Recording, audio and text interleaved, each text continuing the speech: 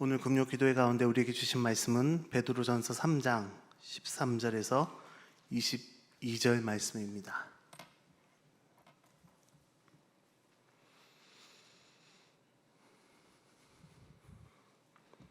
베드로전서 3장 13절에서 22절 말씀, 제가 한 절, 우리 성도님께서 한 절 교독하면서 읽도록 하겠습니다.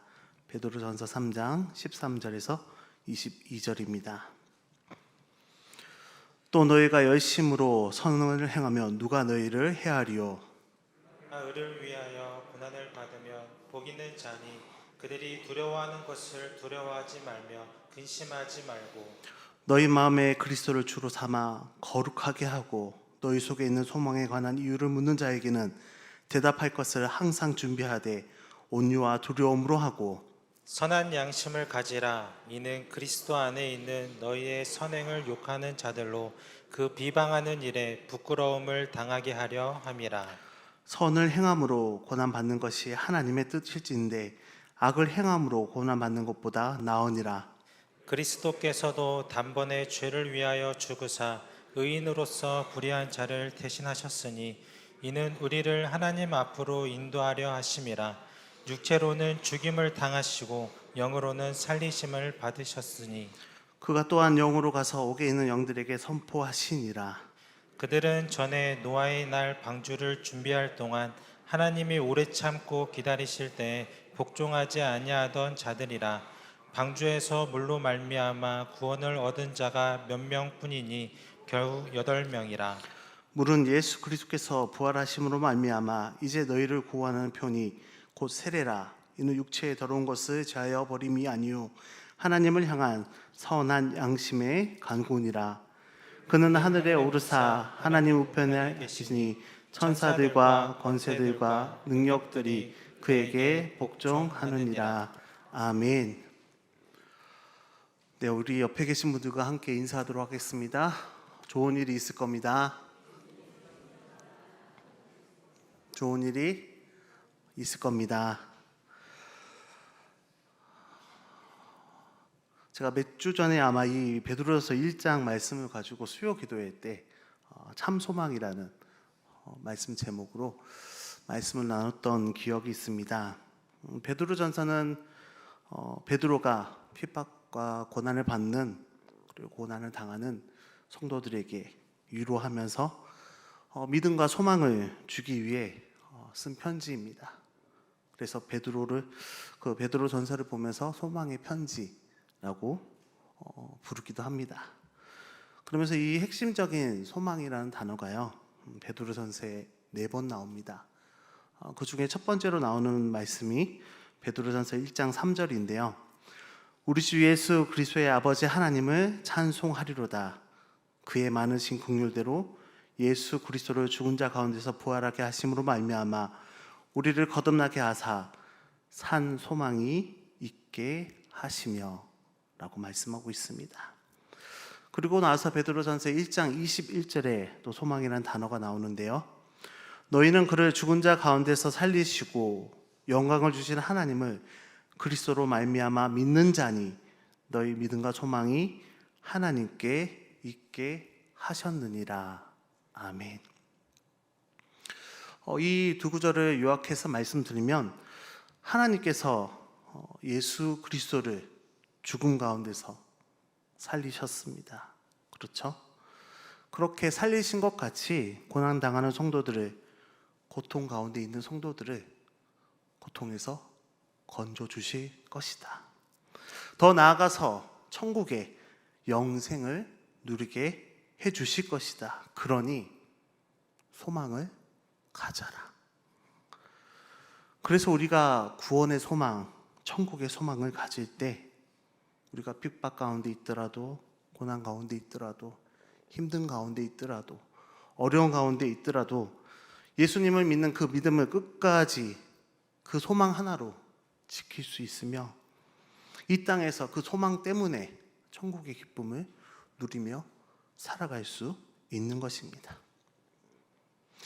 그러한 가운데 오늘 3장 15절에 다시 소망이라는 구절이 나옵니다.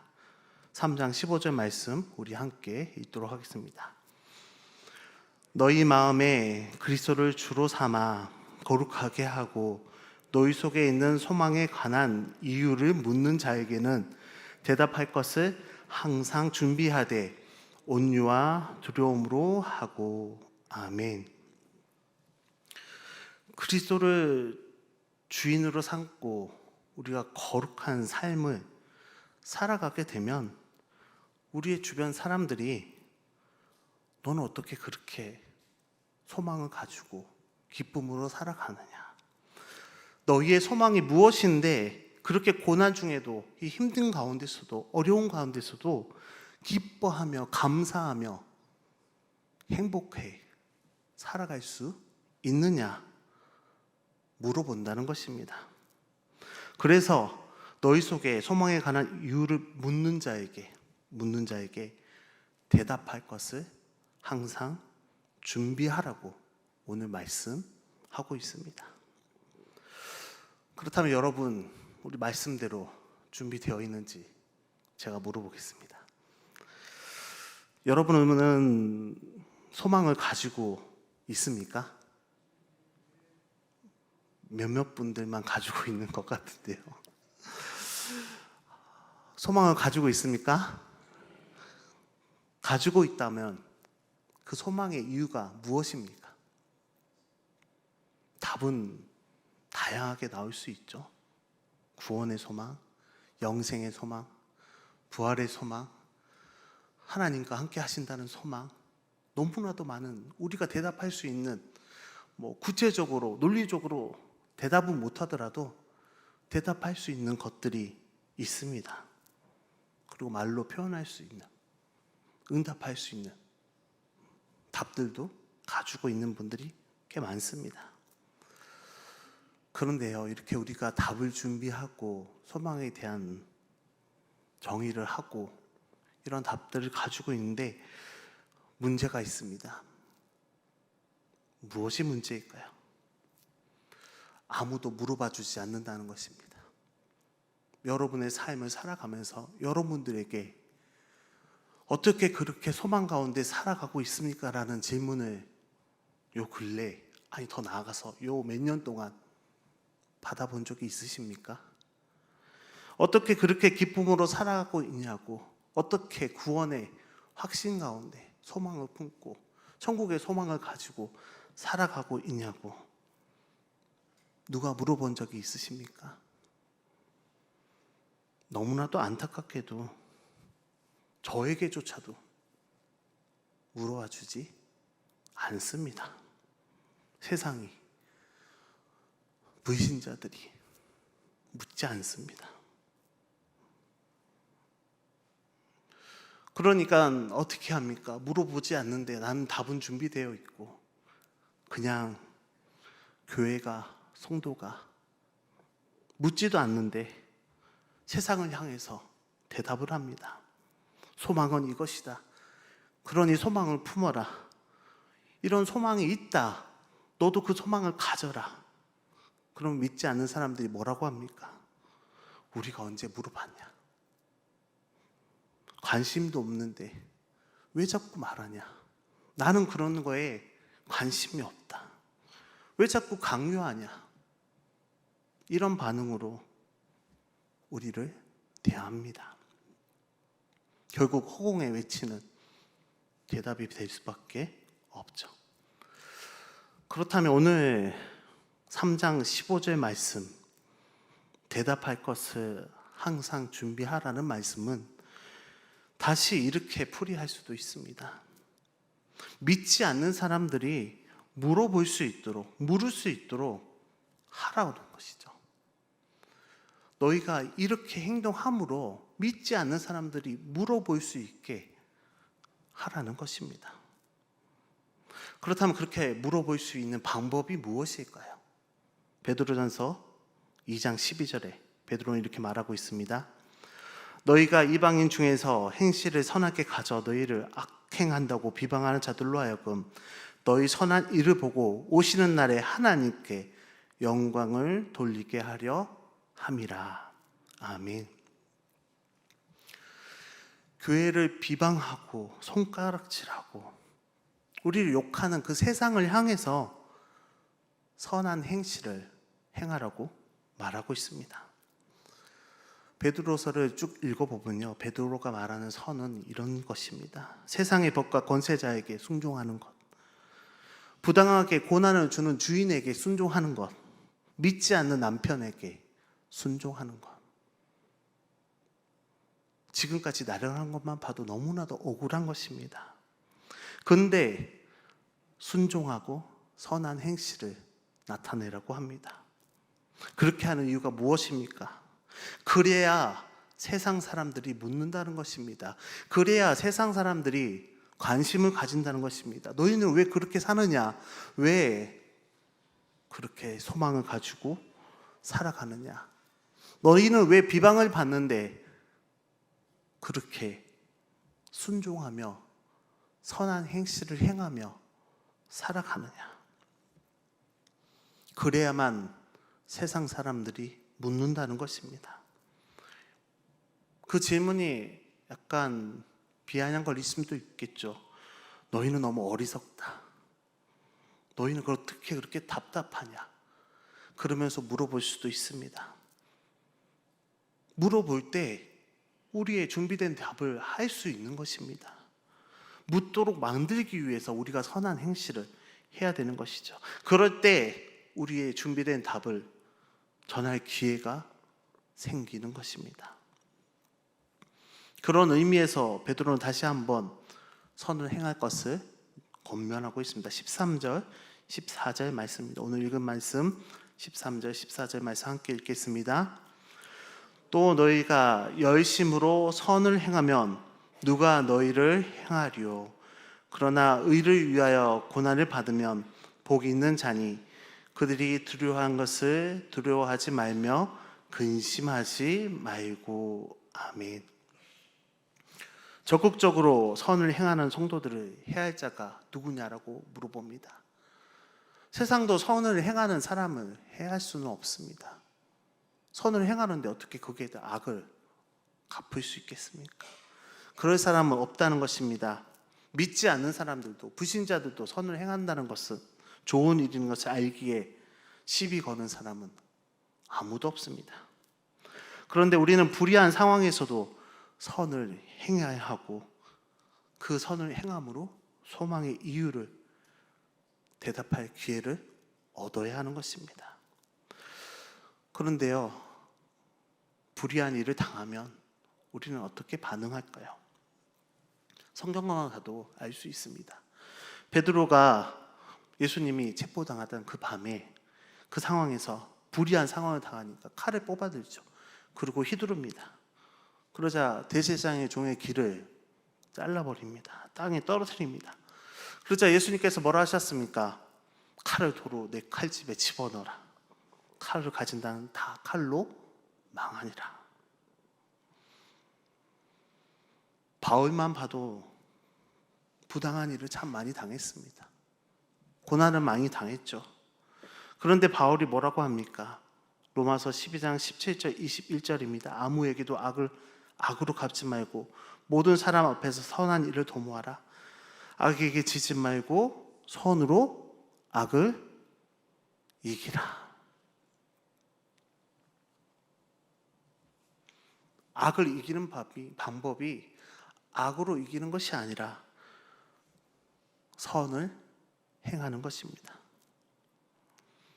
우리가 이 염산교회가, 그리고 염산교회에 속해 있는 여러분들이, 성도님들이 선을 행할 때, 이웃과 소통할 때 그 선한 행함으로 우리의 받은 은혜를 흘려보냄으로 세상과 믿지 않은 사람과 소통할 기회를 얻는 것입니다.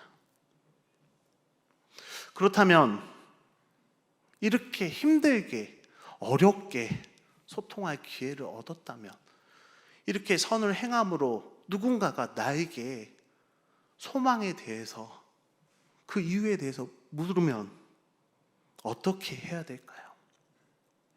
너무나도 어렵게 얻은 기회잖아요. 너무나도 힘들게 얻은 기회입니다. 15절, 16절 말씀입니다. 15절, 16절 말씀 함께 읽겠습니다.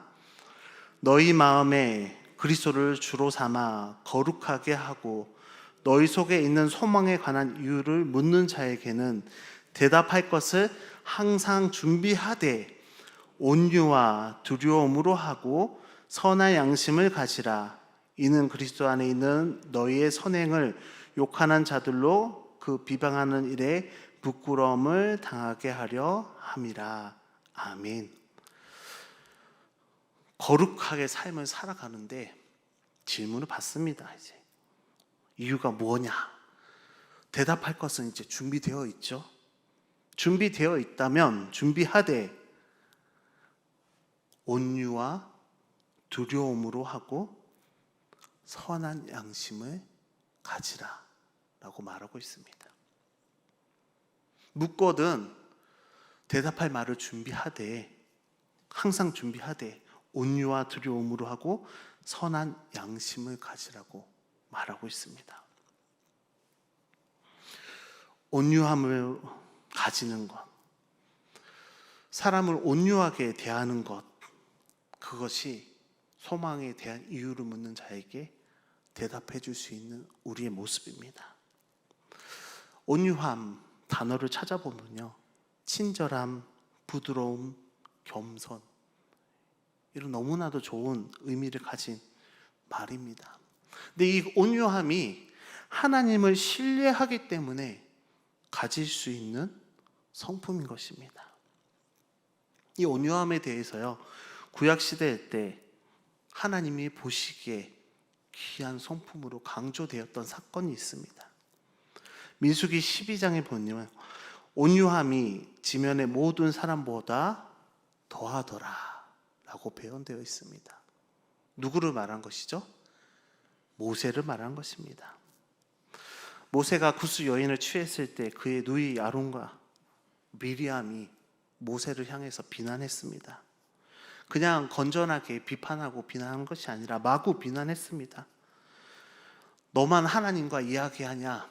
그러면서 뭐 특별한 것도 없는 사람이, 지도자가 그를 공격했습니다. 그때 하나님께서 미리암에게 피부병을 걸리게 하셨죠. 근데 그때에도 공격을 받는 그 순간에도 모세는 온유함으로 그 상황을 대처했습니다. 그리고 그 미리암을 위해서 온유함을 가지고 간절하게 중보기도 합니다. 그리고 그 병을 낫게 했습니다. 하나님이 그 모습을 보시고 지면에 어떤 누구보다 온유함이 뛰어난 사람이 없다고 표현하고 있습니다. 그런데 모세가 처음부터 이랬던 사람은 아닙니다. 애굽의 왕자로 있을 때 그 온유함은 없을 수도 있습니다. 하지만 하나님의 부름을 받고 광야 생활을 하면서 훈련 받으면서 성질 다 죽이고 그 온유함을 그 마음의 중심에 담은 것입니다. 바로에게 보냈을 때에도 온유함을 가지고 대처했죠. 그리고 광야에서 40년 동안 그 수많은 무리를 이끌면서 이스라엘 백성들을 이끌어가면서 얼마나 많은 사건들이 있었습니까? 얼마나 많은 힘듦이 있었습니까? 얼마나 많은 비난과 비판이 있었습니까? 근데도 모세는 온유함으로 지켜나갔습니다. 그래서 그 땅을 기업으로, 가나안 땅을 기업으로 받을 수 있었죠. 하나님께서 세상 사람들에게 너희의 소망이 무엇이냐 묻거든 이 온유함을 가지고 그 사람을 대하라는 것입니다. 그 대답할 것을 이 온유함의 성품을 가지고 대답하라는 것입니다. 그래야지 그 사람도 경계가 풀리고 온유하게 듣지 않겠습니까? 그래서 온유함을 준비하라는 것입니다. 그리고 나오는 표현이 두려움입니다. 질문하는 사람에 대한 두려움일까요? 그렇지 않습니다. 여기서 나오는 이 두려움은 하나님을 경외하는 그 두려움입니다. 하나님을 경외한다는 뜻이 무엇입니까? 자기 주장을 자기 고집을, 자기 감정을, 들쑥날쑥한 그 감정을 배제하는 것입니다. 하나님을 경외함으로 논쟁하지 말고 경외하는 그 조심스러운 마음으로 그 사람을 대하라는 것입니다. 하나님을 두려워하는 마음이 있을 때 한 사람을, 한 영혼을 귀히 여길 수 있는 마음이 생기는 것입니다. 하나님을 두려워하지 않고 경외하지 않고 어떻게 우리의 소망에 대해 말할 수 있겠습니까? 우리가 하나님을 경외하지 않는다면 그 사람이 어떻게 하나님을 경외할 수 있겠습니까? 우리가 하나님을 두려워하지 않는다면 어떻게 그 사람이 하나님에 대해 두려움을 가질 수 있겠습니까? 그렇기 때문에 우리는 두려움이 필요한 것입니다. 사람을 향해서는 온유함을 가져야 되고요. 하나님을 향해서는 두려움을 가져야 됩니다. 그리고 나서 선한 양심을 가지라고 말합니다. 16절이죠. 선한 양심, 양심에도 선한 양심이라고 표현하고 있습니다. 반대로, 반대는 아니지만 다르게 본다면 악한 양심도 있다는 것이죠. 양심이라고 해서 다 좋은 것은 아닙니다. 왜 그럴까요? 각자의 양심이 다 다릅니다. 기준도 다르고요. 살아온 가치관에 따라서, 믿는 신념에 따라서, 종교에 따라서, 정치에 따라서 양심의 기준이 다르게 됩니다. 예를 들면요, 우리가 사회에 최근에도 법적 논란이 되고 있는 것 중 하나가 양심적 병역 거부자들입니다. 이들은 양심적으로 군 복무를, 병역을 거부합니다. 근데 그 양심이 옳은 걸까요? 잘된 것일까요? 그것을 판단하는 우리의 판단이 잘된 것일까요? 잘못된 것일까요? 그것을 판단하는 판사는 그 양심은 잘된 것일까요? 잘못된 것일까요? 각자가 다 양심에 따라 행동하고 판단하고 판결합니다. 하지만 그 양심이 어느 사람에게는 아주 불편할 수 있습니다.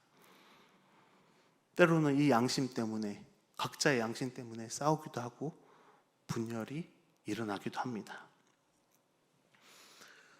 그래서 베드로는 선한 양심을 말하고 있고요.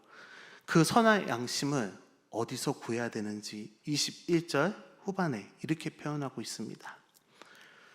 하나님을 향한 선한 양심의 강군이라. 아멘. 그 선한 양심이 내 기준이 아니라 하나님께 구해야 한다는 것입니다. 하나님의 기준이 되고요. 하나님의 뜻이 선한 양심의 기준이 되는 것입니다.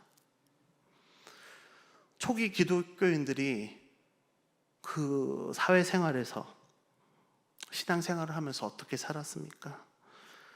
기준이 없었습니다. 교회가 처음 세워지고 처음 신앙생활들을 하고 있잖아요. 매일같이 기도하고 고민하고 투쟁하면서 하나님께 기도했습니다. 인내했습니다.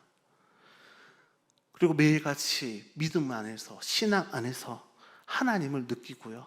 하나님을 경험하면서 하나님의 뜻대로 살기 위해서 하나님의 선한 양심을 구하며 살았습니다. 기도 가운데 선한 양심을 간구하면서 간절히 사모하면서 그들은 살았던 것입니다. 베드로는 그래서 이렇게 표현하고 있습니다. 16절 말씀 우리 다시 읽어보겠습니다. 16절 말씀입니다. 선한 양심을 가지라. 이는 그리스도 안에 있는 너희의 선행을 욕하는 자들로 그 비방하는 일에 부끄러움을 당하게 하려 함이라. 아멘. 우리의 양심이 선하고 그 선한 양심이 하나님께 속하였다면, 하나님께 구한 선한 양심으로 살아간다면 그 선한 양심으로 행했던 그 선행이 비웃음 당하고 모욕당하고 핍박하던 사람들조차도 언젠가는 그것이 옳은 것임을 깨닫게 되고요. 언젠가는 그것들로 인해서 자신들의 말로 인해서 부끄러움을 당하게 된다고, 그날이 올 것이라고 베드로는 말하고 있는 것입니다. 우리가 살면서 참 억울한 일이 당할 때가 있습니다. 속상할 때가 있죠. 근데 결국 그 마음은 어떻게 추스려지고 때로는 어떻게 그것이 이기게 되는 것일까요? 언젠가 진실은 밝혀집니다. 지금 당장은 상대방의 거짓말로 인해서, 비방으로 인해서 내가 그 일을 다 뒤집어 쓰고 내가 한 것처럼 속상하지만 언젠가는 그 일이 밝혀지죠. 경험을 하신 경험들이 있을 것입니다. 하나님이 밝혀주실 거야. 그렇게 참고 믿고 억울하지만 기다리다 보면 진실이 드러나는 것을 경험할 때가 있습니다. 그래서 16절 말씀처럼 그리스도 안에 있는 너희의 선행을 욕하는 자들로 그 비방하는 일에 부끄러움을 당하게 하려 함이라 라고 베드로는 말씀하신 것입니다.